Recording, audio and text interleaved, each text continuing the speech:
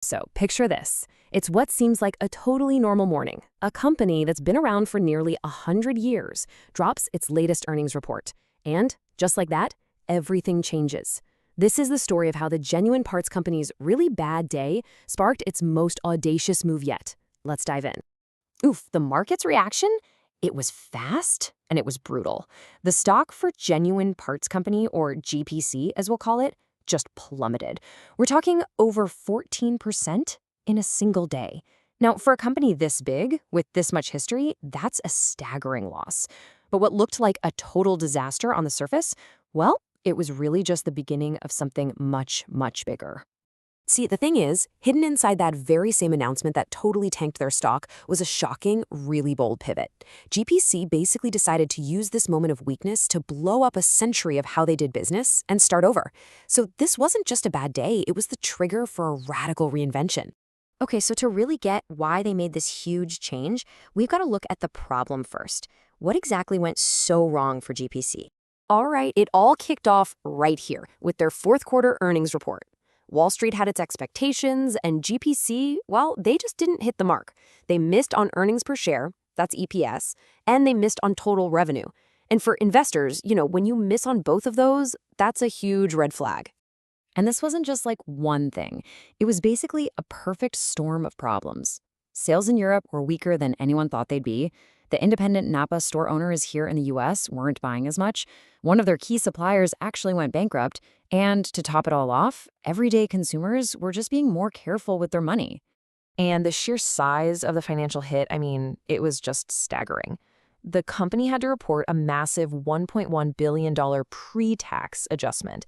Basically, you can think of it as this giant one-time cost they had to put on the books before they could even calculate their final profit. This was driven by stuff like a huge pension settlement and big losses from that supplier going under. This is what really spooked investors. So you've got sales slowing down. Profits are getting hammered by these huge costs. GPC was really at a crossroads. It was pretty clear they had to do something big. The question was, what was it going to be? And their answer? Well, it was one of the boldest moves a company this old could possibly make. They announced a complete, fundamental pivot in their entire corporate strategy. Yup, you heard that right. After almost 100 years as one big combined company, GPC announced it's literally splitting in two. The automotive parts business is going to become one company, and the industrial parts business is going to become another. A total separation. But why? Why would you do that? Why break up a company that's been around for a century? Well, it all came down to two things, really: focus and unlocking value. Let's look at what the CEO, Will Stengel, actually said. He put it perfectly, saying this split would create two focused, independent companies. The keywords there are focus, speed, and simplicity. The whole idea is that having one giant company trying to serve two completely different markets, automotive and industrial, had just become too slow and too clunky. So think about it. By splitting up, each new company gets its very own management team, its own strategy that's perfectly tailored to its specific customers, and its own pool of cash for making investments.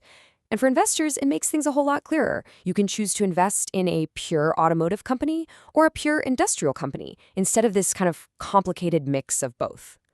So when all the dust settles, what do these two new giants actually look like? So on one side, you've got Global Automotive. This is the company behind those iconic brands like NAPA and Repco, with more than $15 billion in sales a year. It's going to be a pure-play giant in that massive $200 billion auto parts market. And then on the other side, you have Global Industrial, which is known as Motion.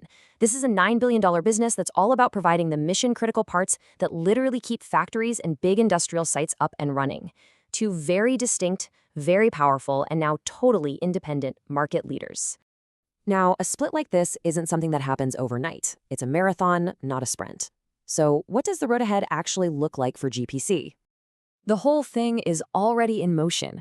After that initial announcement, each of the new companies is going to hold its own Investor Day later this year to lay out its unique vision for the future, and they're aiming to have the final split totally done early next year. And get this is a really fascinating detail. In the middle of all this chaos, The bad earnings, the stock drop, the massive corporate breakup, the board of directors still approved the company's 70th straight annual dividend increase. That's a really powerful signal to the market that, hey, despite all this short-term pain, they believe the long-term foundation is incredibly solid. And that right there brings us to the big final question. GPC is betting its entire future on this idea that being focused and agile is better than just being big. They believe that by splitting up, they can unlock a ton of value that was trapped inside the combined giant. We'll have to wait and see if this century-old company's biggest gamble in history is actually going to pay off.